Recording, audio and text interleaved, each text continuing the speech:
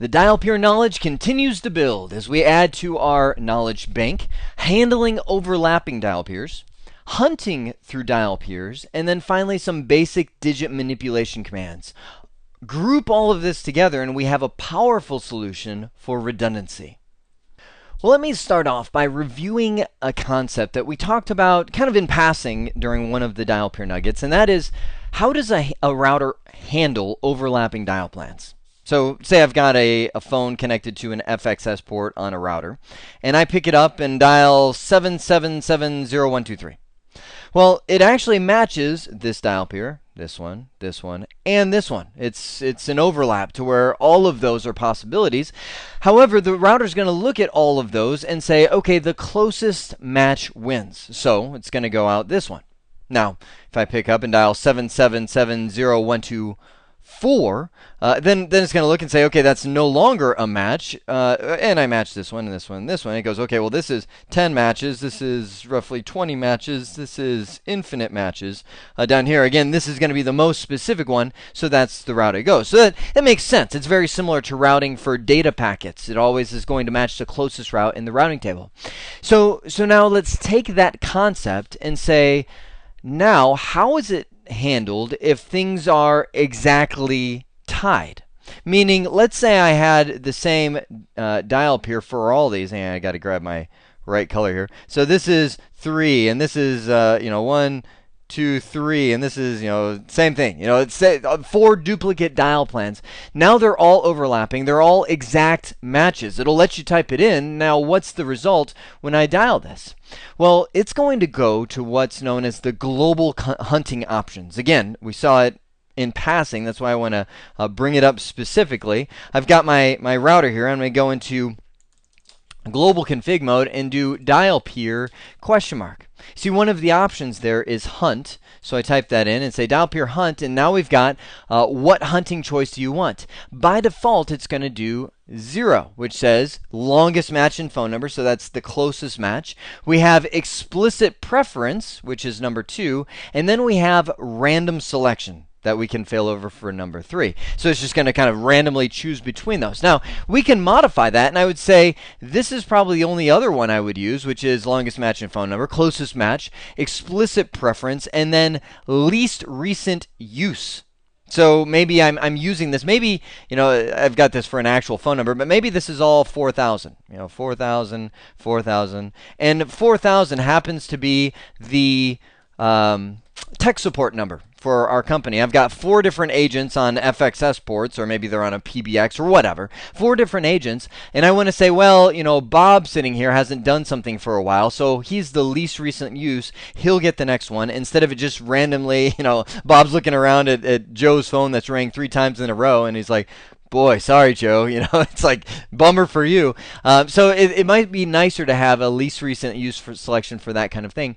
Now, these other ones, I honestly have never used 2, 3, 4, these other options in this list, because they move away from what I know as like the core of the system, which is the most specific one wins. I mean, if I said, well, let's just go least recent use, and that, I could go back to my original. Hang on, let me clear the slate. Go back to my original and say least recent use. Now I've got 4 overlapping systems to where I dial 7770123, and it says, oh well, this one hasn't been used most recently, so I'm going to go out that port. Now that to me is just like, ugh, that undermines everything that I know about. It always should use the in my opinion, the longest match in phone number, rather than just cycling between these ones based on the preference or based on the least recent use. I started this nugget the way that I did, with the discussion of overlapping dial plans and what happens if they're tied and what do I go, because it all leads into this concept of hunt groups. And I want to make sure I am, I don't know why the word distinctify just came to mind. I want to make a distinction between 2 different flavors of hunt group. When most people think of phone systems and they hear hunt group, they think of like a main company phone number that goes into a bank of people, maybe it's a tech support group like I was just showing you, or maybe it's, order takers that are like, okay, 1-800-Flowers, what's your order for a dozen roses? And if this person's busy right here, it fails over to this person and it fails over to this person. That's a traditional hunt group, and that is valid. That's a valid description of a hunt group. But I will say that will come more when we get into the Call Manager Express configuration later on. The kind of hunt group that I want to talk about that's related to dial peers is traditionally between different networks that we could go across. Let me give you an example here. I could have maybe a branch office. This is my branch office router with a WAN link to a central office. And maybe I've consolidated all my PSTN connections here because it's much more efficient if I have like a T3 line and route a bunch of calls over that than a whole bunch of T1 lines at all these branch offices. So for my calling, I traditionally route all of my calls out to this PSTN connection over the WAN, to the central office that I have. And this is linked to all these different branch offices that are out there. Now, it's a best practice that this branch office would also have one or two, different analog lines coming into the FXO ports to the PSTN that it would use for emergency calling. So if somebody dialed 911, it would go directly out that PSTN connection. So the 911 service can identify this is in the state of Nebraska. It's not at the central office here in Arizona. But we can also use those FXO lines for failover. Like, let's say the WAN link went down between the branch and central. I could start routing all of my calls out those FXO ports until it came back online and I went back to my central dialing. That would be a use of, for instance, the preference command. That's supposed to be a check mark. So the preference command, I could create, for instance, dial peer 1, just like we talked about in the previous nugget, where we have long distance dialing goes to this as the next destination, across the WAN to the central office to the PSTN. And then maybe I create dial peer 2, same pattern, just like I was mentioning a moment ago, same exact pattern, but preference 1 that now goes to the PSTN. Again, lower preferences, 0 through 10 is the valid values here. Lower preferences are the more preferred, so this one would not be used unless this one were down. That would be a more common use of a dial peer hunt group than what I was, than this kind of scenario. Now there is another command that you can associate with this, and that's hunt stop. Hunt stop says, maybe we've got 5 different dial peers going to the same place, but I want to stop if after 3 of them, or after this third one, I haven't received a call.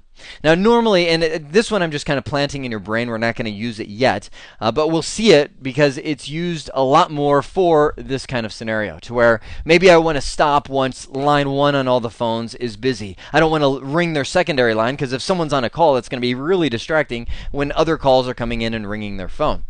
And then dial peer hunt, that was what I was just mentioning when we used the question mark and chose what hunting algorithm we could use. So these are just some of the base commands we can use for hunt groups. All right, now we want to take everything we've talked about in this nugget and kind of put it all together with these digit manipulation commands to create some cool real-world scenarios. Basic digit manipulation allows you to do just what it sounds like, modify the digits that are passing through your system. Maybe it was the digits being dialed. Maybe it's caller ID information. I mean, you have the power as an IP telephony person to change that to whatever you'd like it to be. Now, some of these digit manipulation commands you've seen already. For instance, 4 digits allows you to say how many of the right most justified digits do you want to forward. This is related specifically to a POTS dial peer, as is this one as well, that says, okay, when I'm going out to the PSTN, maybe I've got 9, matter of fact, let me go over to a router here. Here's the destination pattern, 9, 1, da da da da da da. Well, we know that by default, the POTS dial peer will strip any explicitly defined digits. So we need to say, no. I want you to forward 11 digits, so it'll forward the, it's hard to highlight, the right most 11 digits that are there, including that one that I can't quite highlight it. Yeah, you know what I mean. That will forward out to the PSTN. So that's where that one is useful. Prefix allows you to add digits on. So for example, maybe I've got a certain number, maybe I've got, this number that I'm passing through a PBX system in the middle. I'm kind of in transition right now, linking my router to a PBX which is linked to the PSTN, and I have to add some digits on 801 or something when I dial that PBX so that it knows to route it to the PSTN. The user doesn't need to know that, so I need to go in there and modify and say, okay, prefix an 801 after this number is dialed. NumEXP allows you to change numbers that are being dialed. And let me kind of start putting this together into a scenario, and then we'll describe these as we go. So I've got two offices. Let's say Texas and Arizona. They have a direct WAN link between each other, which is great because that gives me the benefits of combined voice and data, and I can use compressed codecs, be efficient and all that. But each site also has a PSTN connection that they use for outgoing and incoming calls, and maybe as a backup in case the WAN goes down. Now let's put some meat on this situation. Let's say, go back to kind of the IPs I was using before. Let's give him 10.1.1.1, 10.1.1.2 as the IP addresses, and let's just say for grins that this is 11xx extensions, and this is 21xx extensions over here. And Arizona has a DID range. So from the PSTN, maybe I can dial 602.555. 21XX, that's our DID block that we were given from the phone carrier, and those numbers will come into the router directly, and it will automatically be able to pass it to the extension without needing a receptionist or an auto attendant sitting in between those to route the call. So that's kind of the scenario that I'm painting. Now, let's talk about Texas. Let's say, here's one scenario. Let's say that I want Texas to be able to call across the WAN to reach these extensions. And I don't, this DID block is great, but I want to make it really efficient for the employees to where they just pick up the phone and dial 2101 or whatever to dial that extension. I don't want to have to, dial a full phone number with the 9 and all that. I want real efficient dialing. So first off, let's implement that. I would go into the router, Texas right here, and I would do dial peer voice, and let's do 2100. We'll just say as our tag.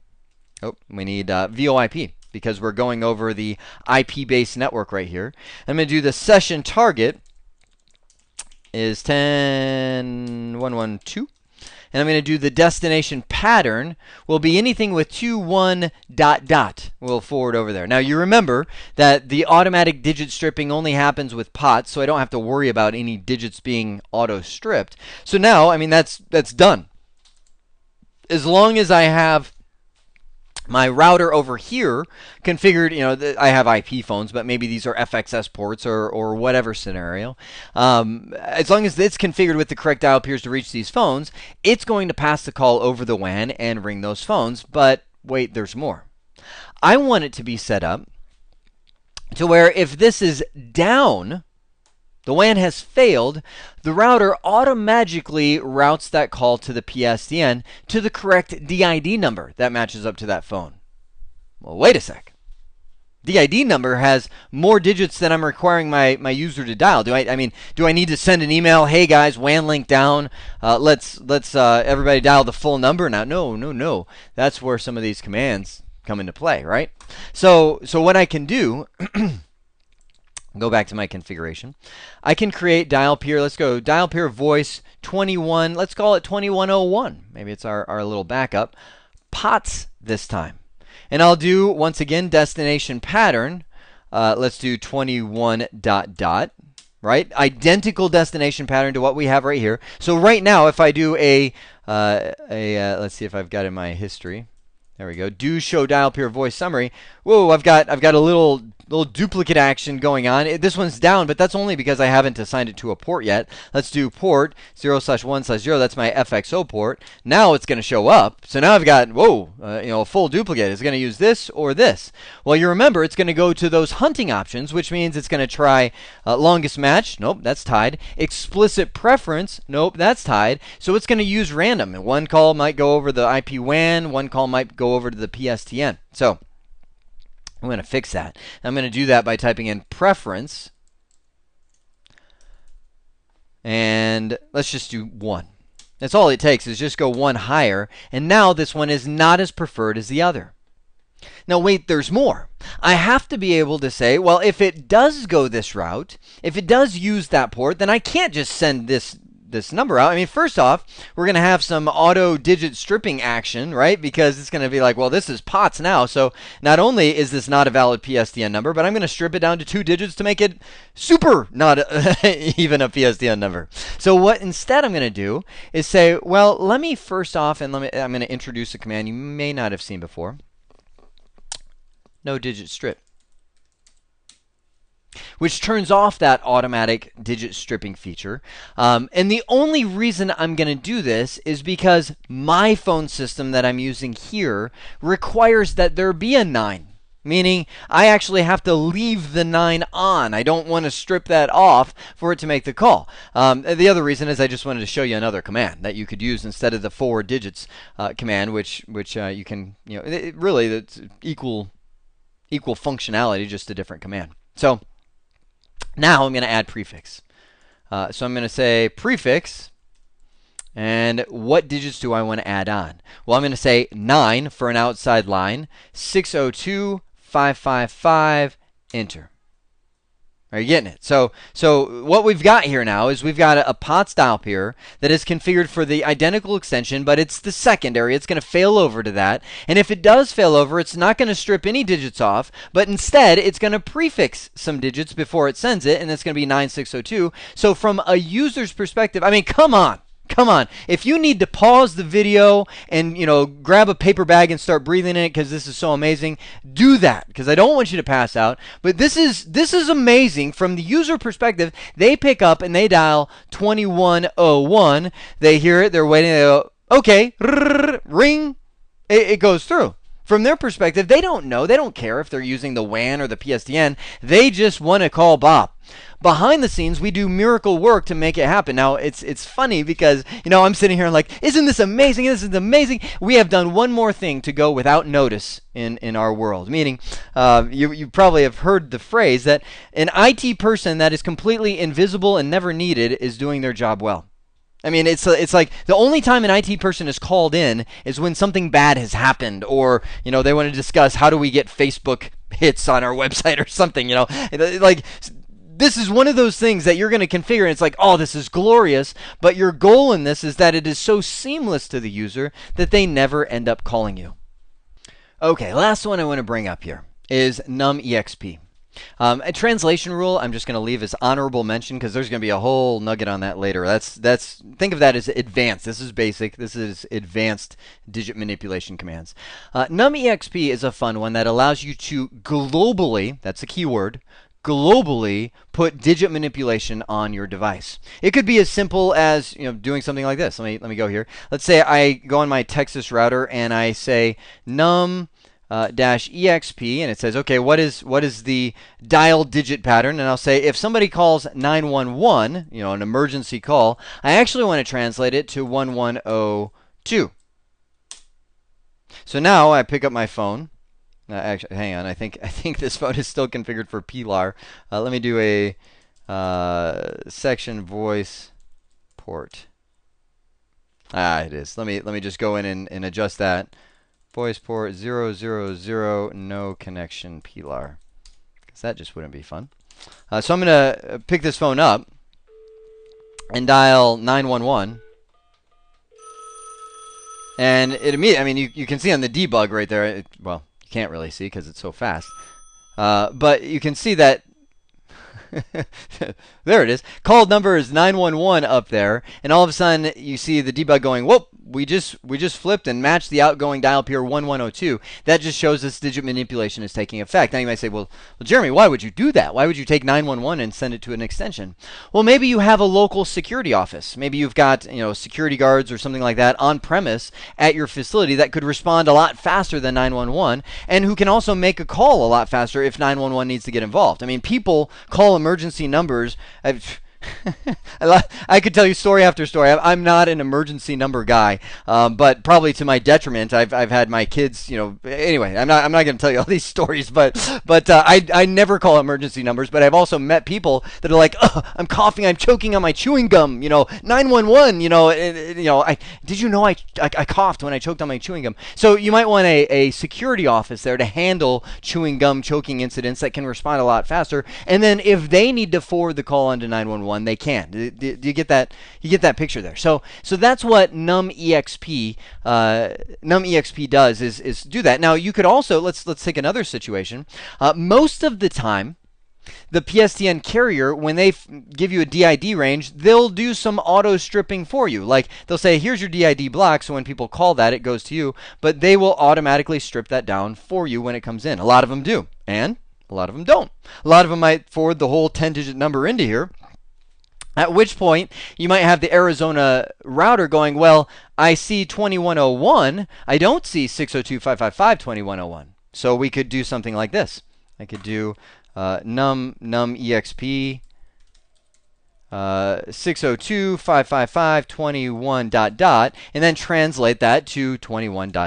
which will take any number that's dialed, the full digit value, and translate it, kind of strip it down globally on the fly anytime you see that to a local extension. So really handy. I mean, you get there's a lot of uses for that, and that is something that applies globally. Translation rules, just to again give you that sneak preview, is when you want to do it, well, it's only if it goes out this dial pair, and I only want to do it if they dial this specific number on this dial pair, and then I want to tweak the caller ID so it comes from the main company number, not their specific extension, if it goes out this dial pair. I mean, anything is possible when you get into the translation rules, but there's a lot of discussion that goes around that. Great. So what did we see, and what do I want you to do with this info? We saw how the routers handle overlapping dial plans. Again, by default, closest match routing wins, and we can adjust that using the hunt group parameters, as well as how it handles duplicate destination patterns. And that we saw, tie breaking with the preference and random selection and all those different options, and then applied that to some real world situations, combining it with some basic digit manipulation. So what do I want you to do with it is I really want you to think big picture. I mean, I just showed you an office where we dialed some extensions and modified it to where if one goes down, it can fail over across the PSTN. But think about some other things. I mean, think about what if the PSTN went down at one of the sites? What would you do? I mean, create a list. Go into Notepad and create a list of the dial peers that you would have to modify in order to make that happen. And keeping in mind, I mean, we got to start thinking in terms of some of the defaults as well. If you've got the PSTN, both of those sites, something like this, and I say, well, if this is down, then use this as the preference one and go out that way. Well, we have to think, well, what is the default codec going across this WAN link, and will that work for the PSTN? So, I mean, stuff like that can nail you if you don't think about it, because the answer is it's not going to work. You're going to have to change the codec to something that's compatible with a PSTN, unless we introduce transcoding resources, which are expensive resources to consume when you could just be using a PSTN compatible codec. So again, begin brainstorming those kind of things. Create scenarios in your mind of where you could see this happening. Take it big picture. Branch offices all around the world using a central site. What kind of digit manipulation would you have to do there? So the branch office, for instance, caller ID kind of thing started. Well, we haven't gotten into the caller ID, but again, just let your mind wander with some of the things that are possible once you introduce this kind of network redundancy. I hope this has been informative for you, and I'd like to thank you for viewing.